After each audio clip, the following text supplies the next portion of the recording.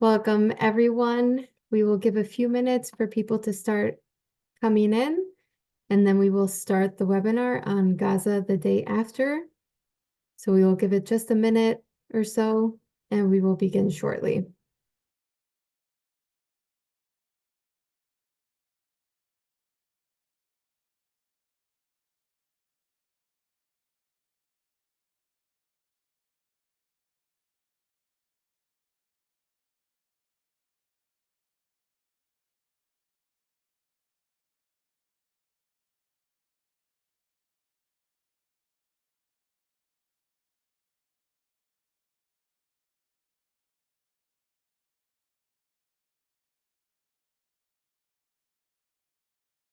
Welcome, everyone, to the webinar Gaza the day after. We're excited to see all the attendees that have registered and would like to give a few quick announcements before I pass it on to Eli Rekis. My name is Crystal Falcaro-Heaps, and I work with the Israel Innovation Project here at Northwestern. And we have been organizing webinars such as these, and we will be having live in-person events as well in the coming months. So we hope you can attend and join us for these digital webinars as well as in person if it allows in your time and schedule. For this webinar in particular, there will be no Q&A enabled or chat. If you have any technical problems, you can send us an email at israel-innovation@northwestern.edu. And I will put that in the chat as well so that everybody has access to that. We do have questions that have been submitted through the registration page, and we thank you for sending those in, and those will be addressed throughout the webinar today, as well as we will be posting our website just so if you want to subscribe to the newsletter that we offer, as well as just receiving news about events coming up, we can do that. So again, thank you for joining us, and we will begin shortly. So I will pass it on now to Eli Rekis to introduce our speakers. Thank you very much. Okay, shall I? Okay. Yes. Okay, good morning, good evening, good night to all of you wherever you are on the globe. I myself am presently in Israel, and thank you for joining the Israel Innovation Project webinar on the war in Gaza, the day after. Excuse me. I'm Eli Rekis, and I'm the Crown Visiting Professor in Israel Studies at Northwestern and head of the Israel Innovation Project, as I mentioned. This event is also co-sponsored by the Office of Northwestern Vice President for International Relations. Now, this is the second webinar that we are organizing since October 7th, and we hope to continue this series of webinars on the evolving situation. We also hope to further indulge in the educational efforts on the conflict between Israel and the Palestinians, and God knows with whom else. Today's event is dedicated to the pending question of the day after. As we enter the 5th month of the war, more and more ideas, prospects, demands, speculations are being raised daily. These options we want to and plan to discuss today. Our featured guest speaker is Ehud Olmert. Ehud Olmert served as Israel's prime minister from 2006 to 2009. He also served, I should say, as the mayor of Jerusalem for 10 years, if I'm not mistaken. He's a lawyer by profession and holds a BA and LLB from degrees in psychology, philosophy, and law. As prime minister, he led the country during the Second Lebanon War. If I may add in brackets here, I hope there will not be a third one, and helped reestablish Israel's deterrence on the northern border.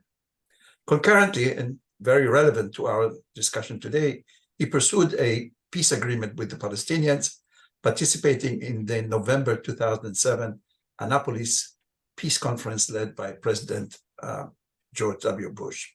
Today, as a private consultant, Olmert continues advocating for conflict resolution,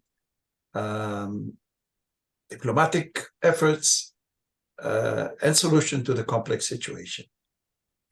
Now, Mr. Olmert's wide perspective and established experience on both the Israeli and Palestinian scene make him the perfect speaker to analyze the prospects for the day after. The webinar will be facilitated and moderated by Dr. Hussein Ibish. Those who have seen our previous webinars might recognize the face, yes. Let me say a few words about Hussein. He's a senior scholar at the Arab Gulf States Institute in DC. He's a prominent columnist and author on Arab-American relations and Middle Eastern politics. He's a weekly columnist for The National, published, I'm not sure whether it's published, but from the UAE, and a regular contributor, which is not less important, to the New York Times and many other US and Middle Eastern venues. Ibish previously served as a senior fellow at the American Task Force on Palestine and has a PhD in comparative literature from the University of Massachusetts, Amherst.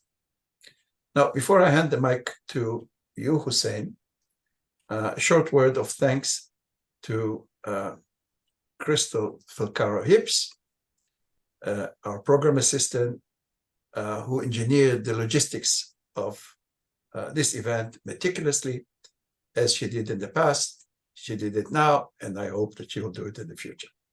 So, gentlemen, the floor is yours. Thank you very much, Professor Reches. It's a real honor to be asked here to moderate this event by you, by Northwestern, and thanks to Crystal also, of course, for sure, for a lot of hard work on this. It's a great honor, as I say, to be moderating this discussion with former Prime Minister Ehud Olmert.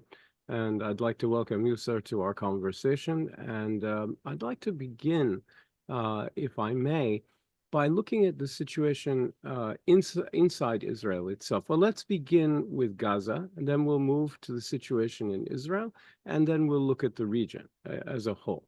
So first of all, we'll go to the day after, because that's what we're talking about. But before that, how would you evaluate Israel's military and political performance in the war so far? The political aims appear to be somewhat amorphous. You get different definitions from different people, and it's changing a lot. And there's also quite a bit of dispute about the military performance. Prime Minister Netanyahu recently has said, you know, we're on the brink of victory and it's almost done and it's going very well, etc. Other people seem skeptical that Hamas can be eliminated or crippled or removed from power in Gaza, etc. So how would you evaluate how it's gone so far from the Israeli perspective? Thank you very much, Hussein. I'll try to be concise so that we'll have some time to discuss the other issues. I think that strictly speaking, military performance, I think, is beyond the initial expectations of most of the Israelis. This is a very difficult, extremely difficult and quite unusual type of military battle. You have to fight against terrorist organizations. A terrorist organization is hiding, most of the time is underground in different tunnels. It's very hard to reach out. They are headquartered in the urban centers in different parts of Gaza. And therefore, it has to be done in a very careful and slow manner, which has been done, I think, quite impressively by the Israeli army.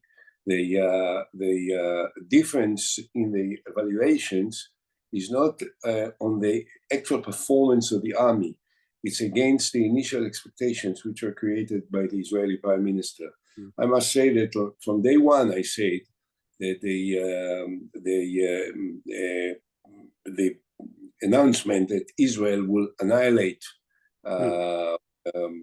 Hamas from the airs, and nothing will remain of Hamas, and so on and so forth. All kinds of arrogant and overconfident statements were unrealistic from the first place, and they are not going to be fulfilled anyway.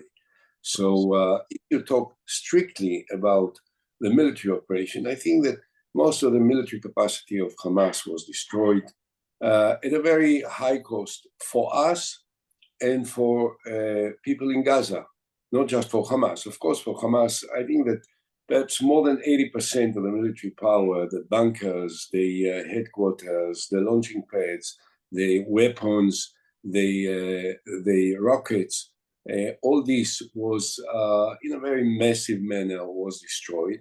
But of course, with it also, as we have seen, and there is no way that you can ignore it, also there is a dramatic impact on the lives of many civilians, which is something that we have not targeted, we didn't want it, but and we try to avoid it as much as possible, sometimes at the cost of Israeli lives, of Israeli soldiers' lives, but at the same time, to believe that you can fight against the terrorist organizations, which is inside the center of town, where people live, in the hospitals, in the schools, in the mosques, and so on and so forth, and that it will pass completely without any collateral damage of this size, is also unrealistic. So again, the military operation, I think, is very successful, and I think this is also the evaluation of many military experts from overseas that come and visit and are very curious to know. But at the same time, any desire or any statement or any promise made that Hamas will be annihilated completely was unrealistic from the beginning, and it will not happen. Right. So I want to move to the political end, because you just described essentially the military end. But before that, let's talk for a second about the impact of this war on Israel's reputation. I mean, you gave a very succinct explanation of the Israeli view of civilian damage in Gaza. We didn't want it, we didn't mean it, we haven't, it just has, there's no way to avoid it, etc. But much of the rest of the world sees it differently.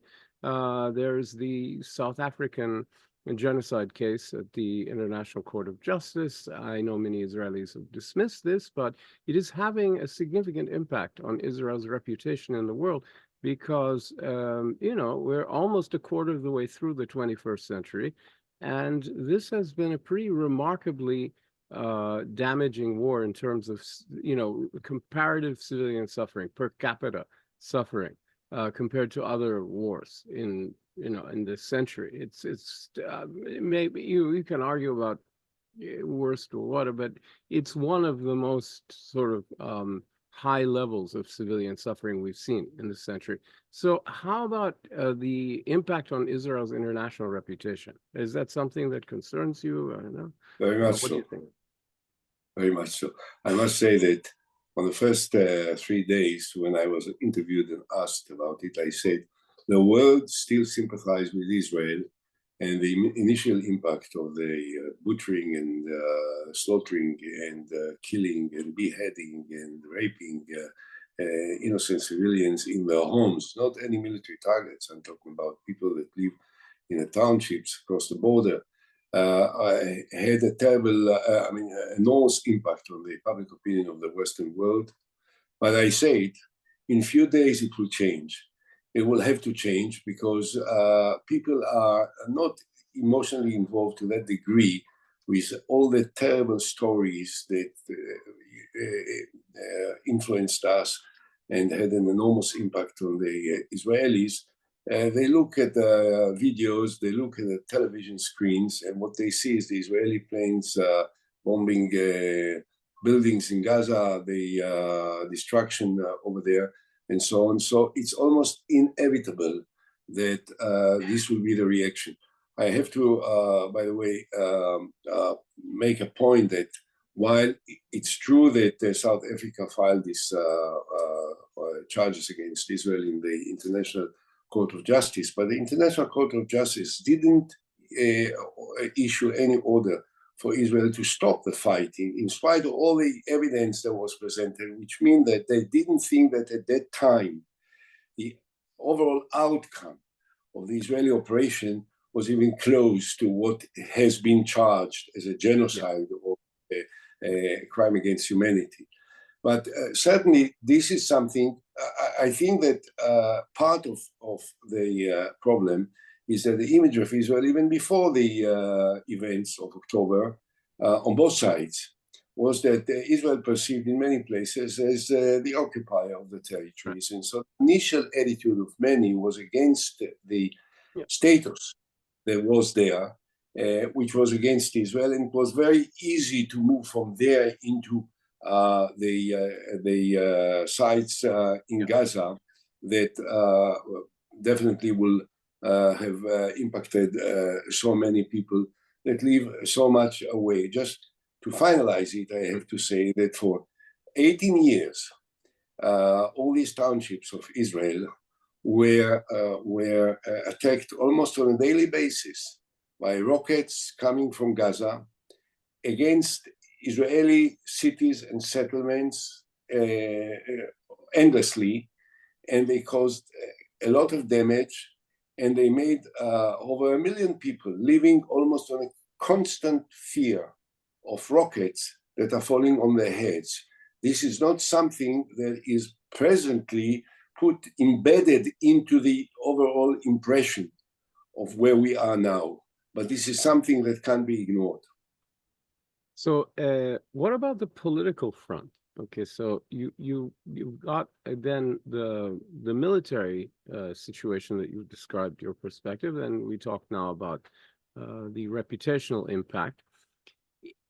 I don't see any political framework for the purpose of the war and the ending of the war. Now we're going to move to the day after, right? So what on earth is the vision for the, first of all, the political purpose of this war, because wars without political purposes are sort of meaningless. And where is Israel going in terms of the future of Gaza? This has left much of the world, myself included, bemused and completely confused. What do you think? Well, first of all, I think that this is a time where I should emphasize again, I'm not speaking for the state of Israel. I don't speak for the government. I'm asking for your point of view. No, I know. I'm asking for your opinion. So, I criticized the Israeli government. I criticized before the war. I criticized before the war the lack of any serious approach to the resolution of the Israeli-Palestinian conflict, which has characterized the Netanyahu government for the last 15 years. And in a very significant way, I can say that our government and the policy of our governments have contributed a lot to the total lack of understanding of what we want, what we are trying to achieve, and where does it all go, which is, by the way, what most countries and their governments are asking right now. So I entirely subscribe to the perception that there is no vision. There is no vision. There is no vision of what will be the status of Gaza. What the Prime Minister says is something that I entirely disagree with. Israel will not continue to occupy any part of Gaza. We don't want to be there. We don't need to be there. I think there must be an international, for a period of time, for an interim period of time, an international force, a military force that will take over from Israel. Israel will have to pull out at the end of the military battle, and I hope that the military confrontation will end very soon. As far as I'm concerned, it should end today, and that the international force will take over from us and will pull out into where we were before it started. One thing must be clear. Hamas can't remain the governing body in Yeah. Gaza. This is a prescription for endless wars. Yeah. It is against the interest not just of Israel, but equally for the Palestinians, for Jordan, for Egypt, for all the moderate Arab countries, because Hamas is not interested in making peace, is not interested in compromises, is not interested in negotiations, is interested in one thing, in the destruction of the state of Israel, which of course we can't accept, we can't tolerate, and we can't absorb. So there is no vision, unfortunately, there is no vision for Gaza, and there is no vision that I can agree with for how to move forward with the broader issues between us and Palestinians. Yeah. I would argue that Hamas's prime directive is still focused on taking over the Palestinian national movement, and Israel is As a first step, Hussein, if I can say, as a first step, sure, they want to take over the Palestinian Authority, and then they want to be the government of the Palestinians, and then they want to carry on fighting with Israel. That's right. That's exactly right. Yeah, and the way they take over is through this endless war with Israel rhetoric and actions and all of that. That's right, waving the bloody shirt. So the question then, follow-up for you is, who might be willing to participate in a multinational force to take over? Who would want to bear the responsibility for this smashed up area, and also potentially face attacks by remnants of Hamas and others who would say, well, you're doing the bidding of the occupation and you're the proxy of the occupation. It's a very dangerous and difficult and painful thing. I've had a hard time conceptualizing who would participate in an international force. I'm skeptical about its existence.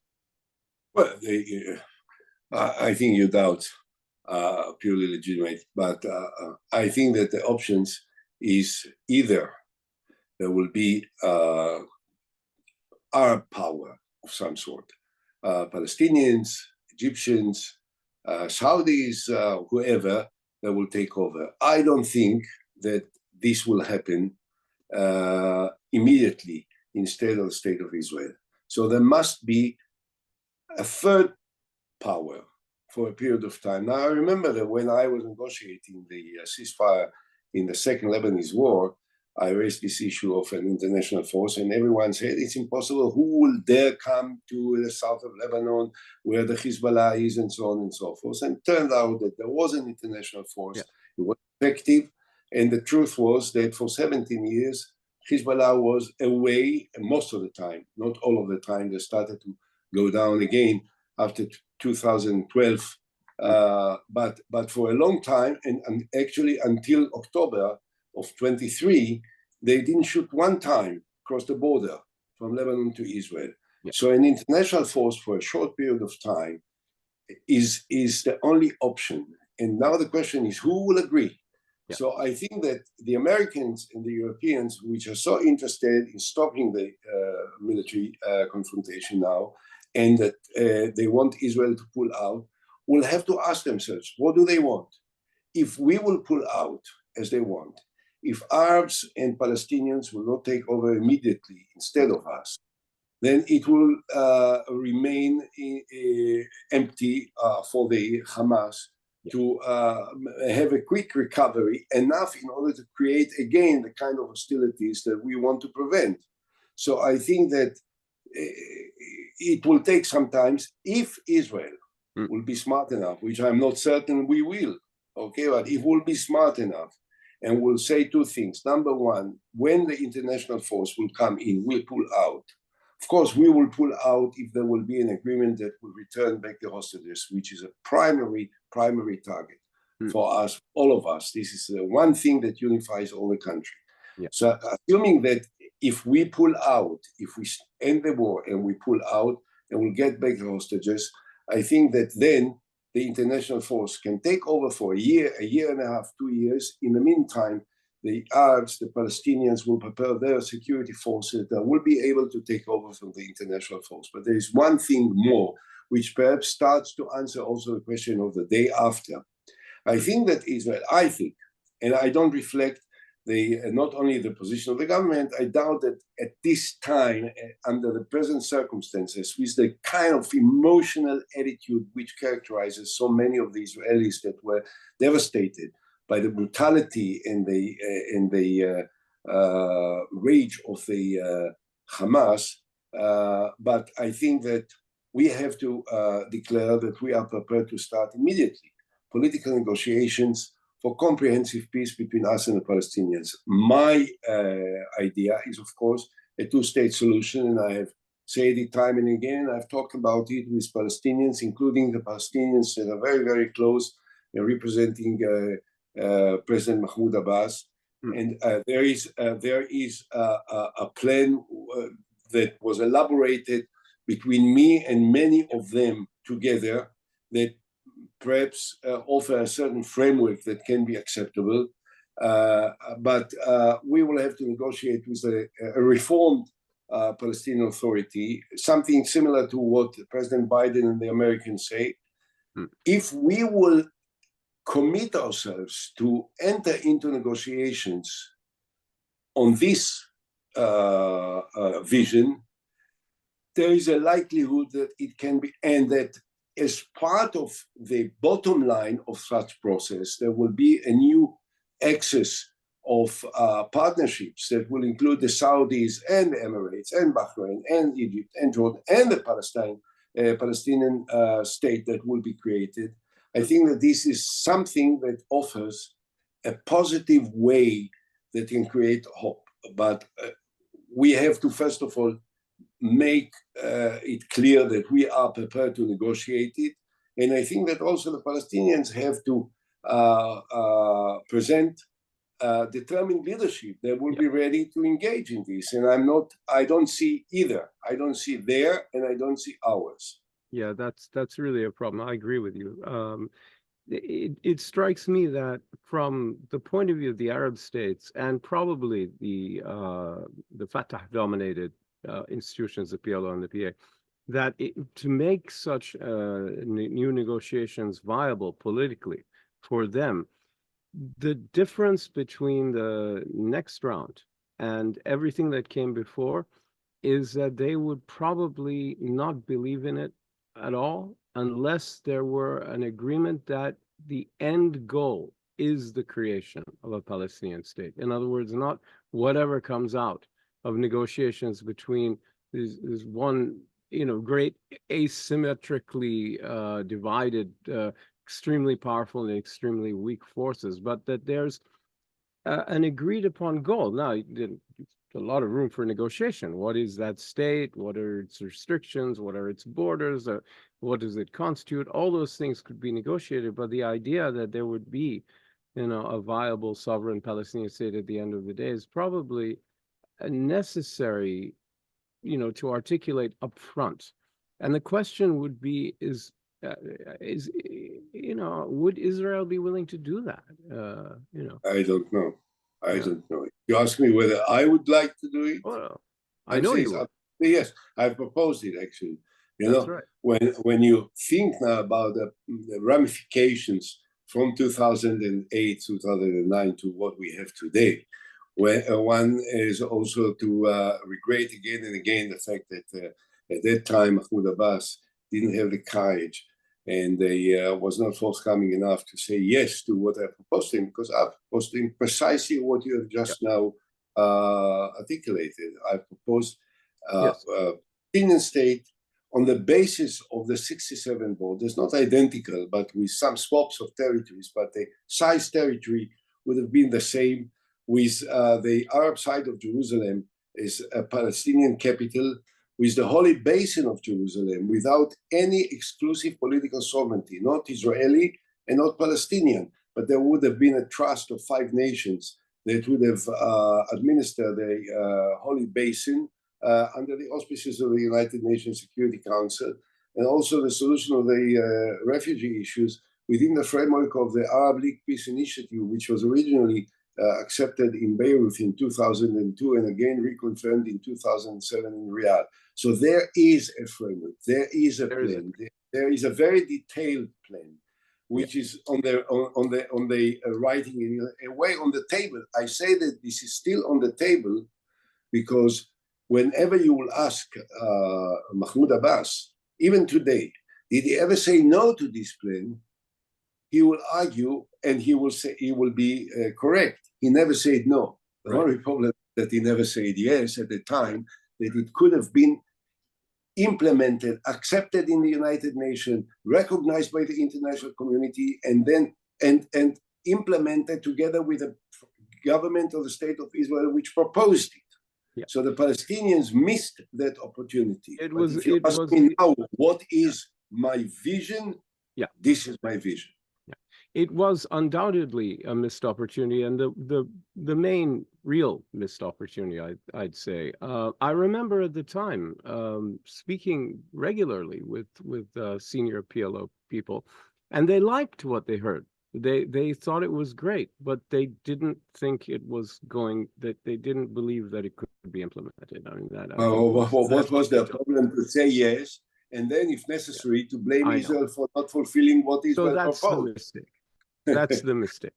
Absolutely right. Yeah, even I agree with you. I mean, I think it was a blunder, with a historic blunder. However, everybody has blundered continuously, and that's why we're in the situation we are in. I want to look for a minute at the impact of October 7th on Israeli political culture, on Israeli political, thinking, on the political culture in Israel. I mean, has it driven Israelis further to the right? Has it made them less willing to compromise? Or is there a sense that this is the kind of taste of the future if we don't have a two-state solution? Where is Israeli thinking going on the big picture? It's complex. Let me say this. Number one, we have to separate the two parts of it completely. They are not related. The Hamas has manifested a brutality that is unbelievable, really. A brutality and they kind of they rage, they hatred, the killing of thousands of Israelis, shooting babies in their heads while they were held by the mothers, and then raping the mothers, and then shooting the mothers, and so on and so forth, left a terrible, terrible impact. There will certainly bear consequences in the Israeli psyche for a very long time.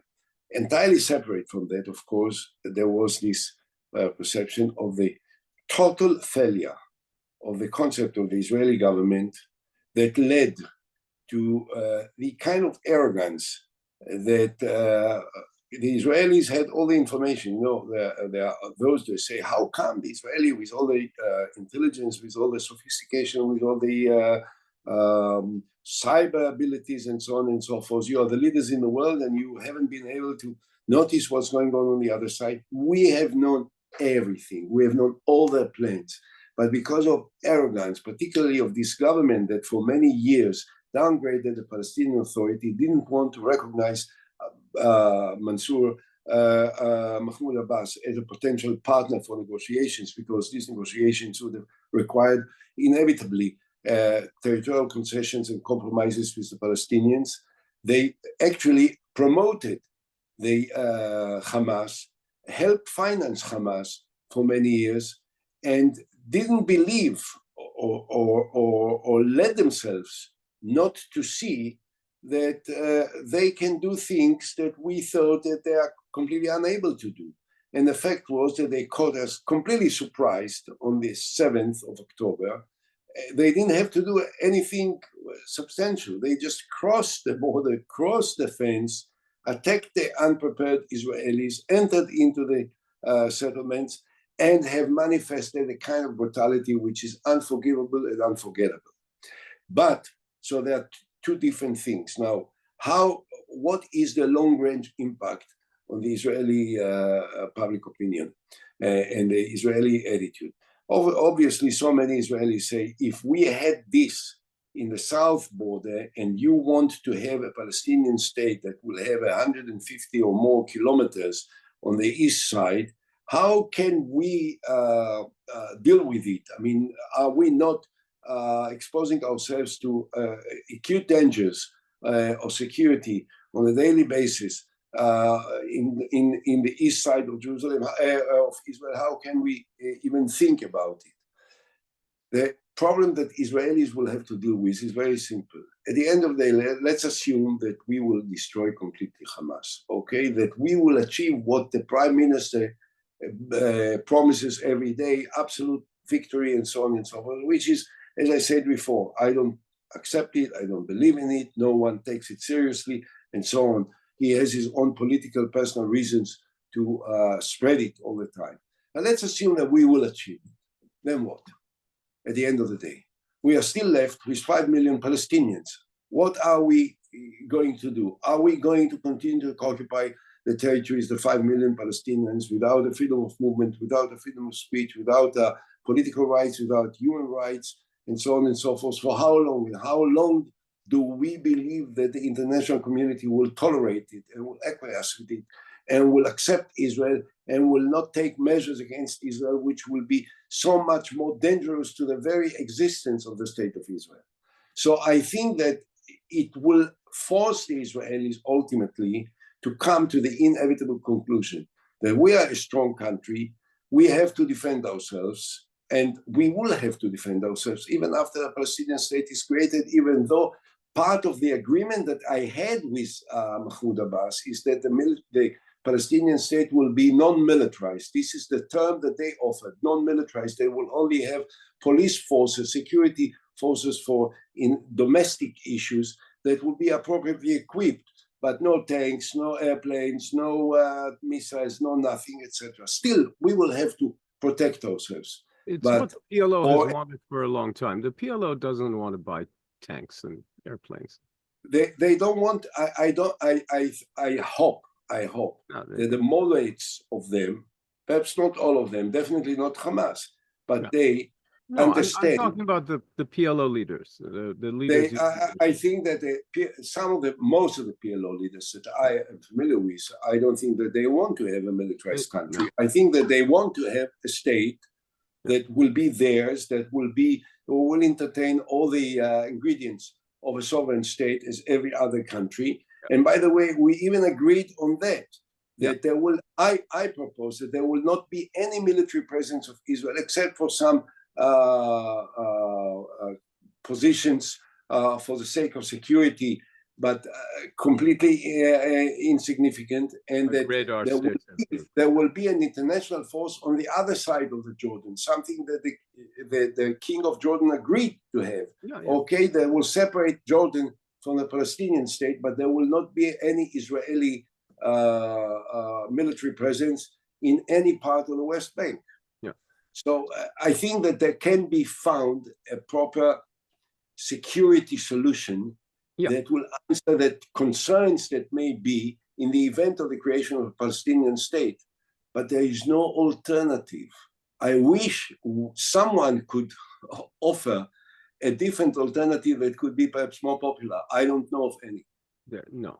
I've never heard of an alternative to end the conflict. I've heard of all kinds of alternatives to change the conflict, but not to end the conflict. So I want to say that you're absolutely right, I'm sure, about the trauma on Israeli society. I'd just like to point out, even though we're talking about Israeli society, it's still worth mentioning that it's going to take a generation for Palestinians to get over what's happened in Gaza. The trauma there is very profound also. So it's just worth saying that the political difficulty on both sides, it's like the second intifada on steroids that made matters so much worse.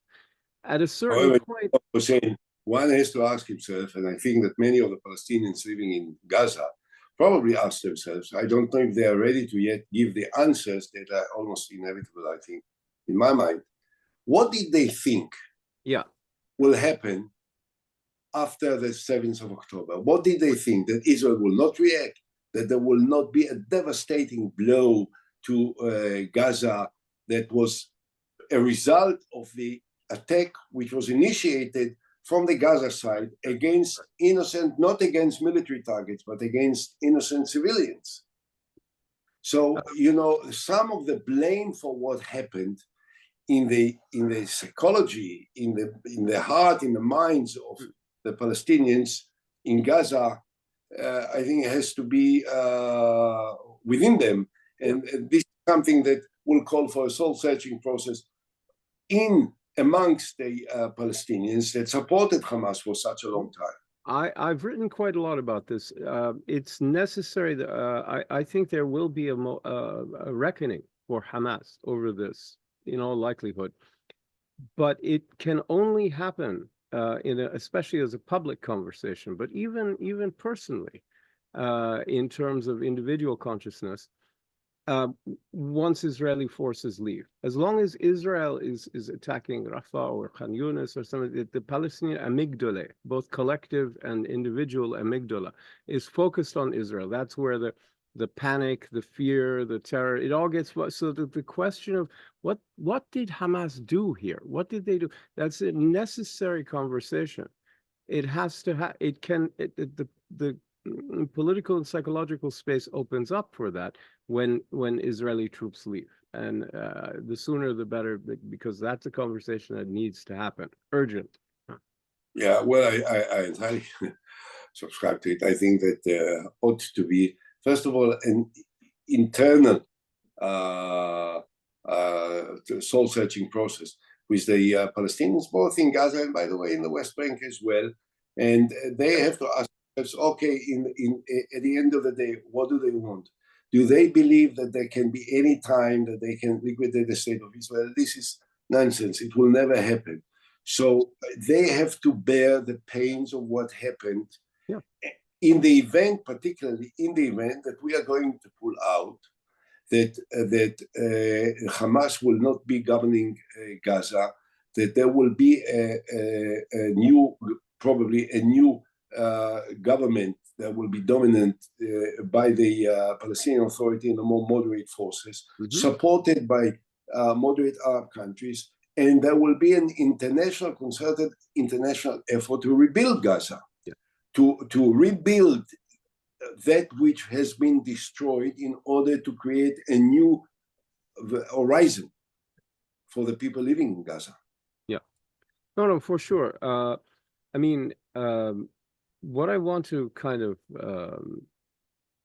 look at is the whether I want to know if Israelis understand the dominant fear among Palestinians in Gaza and the West Bank, which is not only that Israel is is moving towards inevitable annexation of large portions of the West Bank, but that also Palestinians face the prospect of being pushed out. Whether that's realistic or not, this is their fear. This is their collective terror. They really believe that that Israel would like to remove them and has the power to do so under certain circumstances. And I'm wondering if Israelis are aware of this collective terror that dominates their political thinking.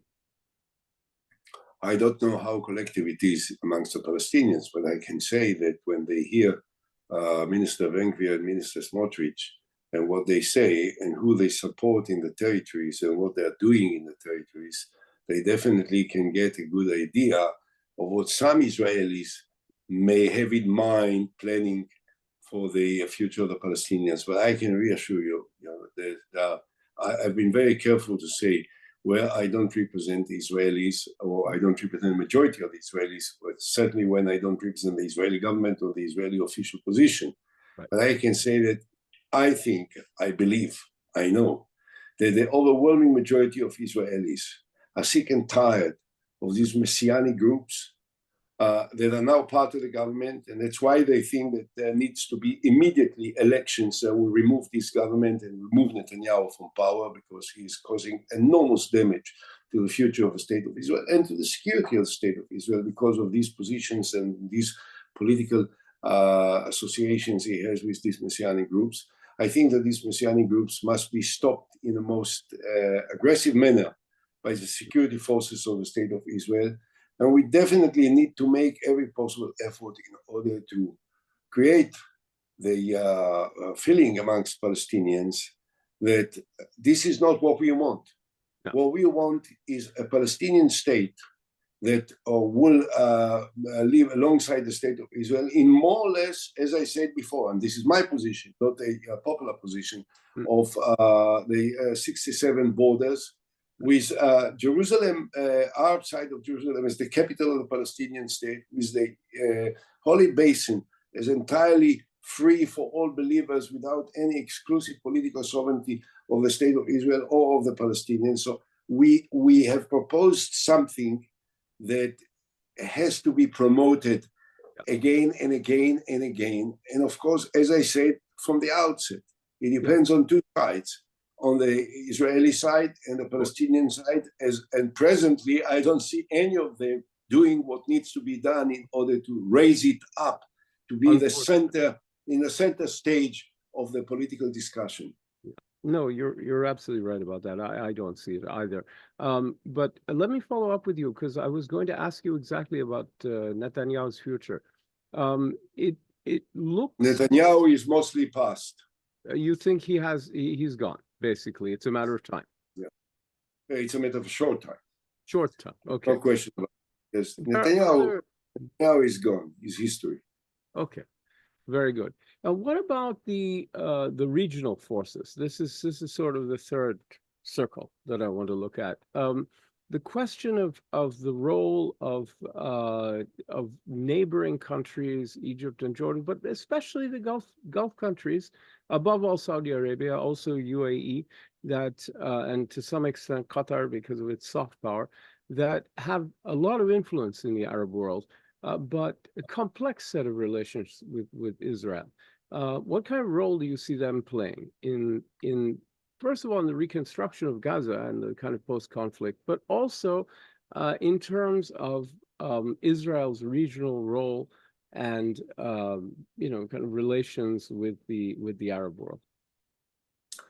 Well, I was in the Emirates just about a couple of months ago, and I had a chance to speak with everyone who is of influence and important, and I think that they look on the far future on this framework of moderate countries that includes the Saudis, the Emirates, Egypt, Jordan, Palestine, and Israel as a senior and a very important partner. So they understand that they need this access, this normalization, and they believe in it. But of course, they can't afford to be too much outspoken or outgoing at the present without a certain moves made by the State of Israel towards what can be the political horizon that I have outlined before.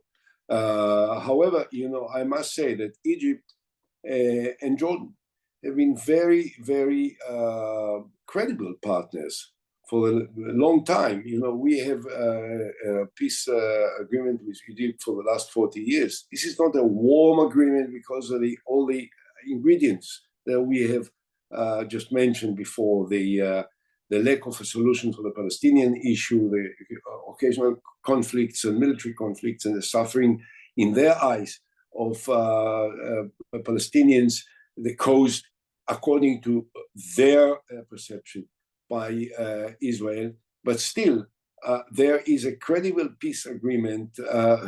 I think that tomorrow, the day after tomorrow, an Israeli delegation will go to Cairo to continue negotiations for the deal about the hostages. Egypt is very, very careful not to break the framework of the relations that we have, and the same is Jordan, and I believe also the Emirates. And I think that there is a good chance to bring into this equation also the Saudis, which is enormously significant and important. I think that perhaps one of the reasons why this attack was by the Hamas took place in October, not necessarily on the 7th, it could have been a day after or a week after, it doesn't matter from their point of view, but they wanted to stop what appeared to have been that very serious and a robust process of the normalization that will bring in the Saudis and the Israelis and the Americans and the others together. So I think that this is the, broadly speaking, the political framework which creates a glimpse of hope for all those that are interested in stabilizing and the region and creating an entirely different atmosphere in the relations between Jews and Arabs and Palestinians and all the others. And this should be the direction. This is what I believe in. This is what I think could be perhaps the only positive outcome of this very, very bloody and painful process that we've been through, all of us. Oh, well, if it doesn't happen, then there's no silver lining, that's for sure. But I just wanted to observe sort of that Israelis might want to consider that where there has been mutually agreed upon settlements with Arabs, it has worked. And where Israel has taken unilateral measures, then there's subsequent violence because the other side doesn't have any reason to make it work. Well, this is normal. So that's just how international relations goes. I want to move to questions from the audience, unless you want to. However, before you go move to the audience, just one thing. Please. The only significant unilateral action that we took was in 2005 when we disengaged, when we pulled out from Gaza.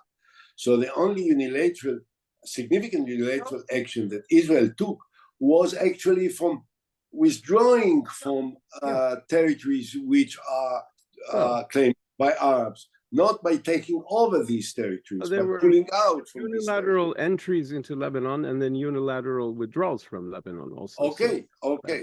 That's But unilateral withdrawal from Lebanon, which was recognized by the United Nations Security Council with a resolution of 425, which drew the lines between Israel and Lebanon, and resolution 1559, which was supposed to clear the south of Lebanon from the presence of the Hezbollah and so on. And anyway, 1701 also, which is the same thing. So the 1701 was the resolution that Condi Rice and I actually wrote on the 11th of August 2006, which concluded the second war in Lebanon, which opened up 17 years of complete silence in the south part of Lebanon without any military hostilities. Okay, let's move to some questions from the audience. We have a few minutes, we can get some in. Who are the Palestinian leaders you most trust, if any? Be candid. I'll tell you something. I have some I trust. I have some I like. I have some I'm friendly with. If I will mention the names, it will kill them. I'd rather not. Okay. I don't think anybody will get killed, but I understand why you would not rather. Killed. I mean, kill them, burn them politically. It would be politically maybe not good for them at the moment. So yeah that's for sure. Okay. So the question, there is a question. I mean, many people think, why not pay Egypt to reattach Gaza to Egypt? I can answer that, but I'd like you to. I wish they would. I wish they wanted. No chance.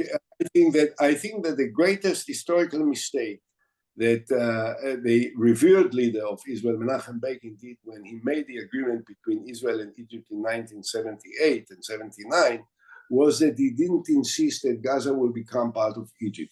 I know Egypt didn't want it. Egypt refused to do it. But I think that at that time, if it will be a condition sine qua non for returning back all of Sinai and Sham and everything, it may have been successful. But we didn't try hard. We didn't try hard because there were so many lunatics in Israel that thought that actually Gaza is part of the state of Israel, which is an historical mistake. This is a great question here. Can you speak to your experience at the Annapolis conference, and what does it tell you about future negotiations? I hope that the Annapolis process, actually, you know that the Annapolis process, the Annapolis Convention or conference, took place in the end of November 2007. But the negotiations between me and Abu Mazen started on the 23rd of December 2006, and until Annapolis, we've made many meetings, long meetings of serious discussions, which created trust between him and me, that created the platform which made Annapolis a reasonable opportunity for an agreement. What I wish is that the present leaderships would have been ready to restart the Annapolis and continue in order to end in an agreement on the basis of the principles that we have outlined then. Last question, I think, because we're running out of time, but what about the prospects for some kind of a compromise in Lebanon? Israel has made its demand, the Litani River, it's about 30 km. From the border, Amos Hochstein is proposing 7 or 8 km. What do you, and you know, so I think Hezbollah doesn't want a war. So how do you? Very short. I think that there is an option for a political discussion that has to be brokered by America, perhaps also with France, that will settle some of the disputes that still exist between Israel and the Lebanese on the territorial issues and the Sheba farms. The fact is that Israel doesn't occupy 1 centimeter of land of Lebanon, according to the UN resolution. The lines that were drawn after the 2000, the Israeli withdrawal from Lebanon in 2000, were accepted by the international community and by the Security Council of the United Nations. There are some disputes. If we will be smart enough to address ourselves to these, it can open up for an agreement that may satisfy, at least for the present time, the Hezbollah enough to agree to accept again what they have actually fulfilled at the beginning after the resolution 1701 was accepted, which is to pull out across from the Litani River. They could declare victory and move back. They could, in a way, declare victory. We could declare victory. You could declare, and the situation will be restored in what it was. Yes. Very good. Thank you very much. I just want to take the opportunity to remind us what a great political leader, Henry Kissinger, of blessed memory, who just passed away a couple of months ago, said. He said that sometimes constructive ambiguity is a very good corridor for very successful and fruitful agreements. And this is what we have to adopt now for the North part. Definitely true. Definitely true. Professor Reches, give the microphone back to you with thanks. Thank you. I must use my prerogative as introducer to throw in one question. You can ask it very shortly. What about the internal cohesion within the Israeli people? There are those who say that Israeli society was emboldened, and some say that Israeli society is now divided in an irreparable way. Where do you stand? What do you stand? The two things are correct. The the part of the Israeli society which is fighting in the battlefield is completely unified, with all the differences that may be between this group and that group, and those who come from the settlements, and those who are from the right wing, and those who are from the left wing. They are all united and fighting together with a great spirit of camaraderie and solidarity. The public opinion outside of the battlefield is divided, as it was. There are so many that are entirely pissed off with the politics of the government and of the messianic groups which are part of the government. And I think that these divisions did not disappear. They are still there, and they will create the necessary pressure and momentum that will bring down the government. Okay, thank you. So it's time to wrap up, and Ehud, if I may, thank you for enriching us with your insightful, overarching analysis. You made some very impactful statements, I should say, which we take with us. And you gave a down-to-earth, gloomy at times, observation of the current situation, combining, interestingly, we are students of history, the past and the present. But you also gave us a ray of hope, for which I'm very grateful, for a better political future. So thank you for coming and joining us. Hussein. Thank you very much, and thank you, Hussein, for being so gracious with me. Well, a pleasure. Hussein, I now address you shortly. Yeah, as always, you are clear, succinct, intelligent, powerful, with your question and agenda, representing some of the views prevalent in the Arab world and Palestinian society. And I'm thankful, not that you represent them, but you represented the views that are being, yes. And I thank all those who are still with us, almost 200. We had some 250 participants, which is a good number for a Monday morning in the US and late afternoon in Israel. And I hope to see you all in our next webinar. I should also say that this will be on YouTube soon. So anyone who missed parts or wants to recommend it are welcome to visit our website. So thank you all and goodbye. Thank you very much. Thank you for inviting me. Take Pleasure. care. Thank you very much. Bye-bye. Bye. Thank you, everyone. Bye-bye.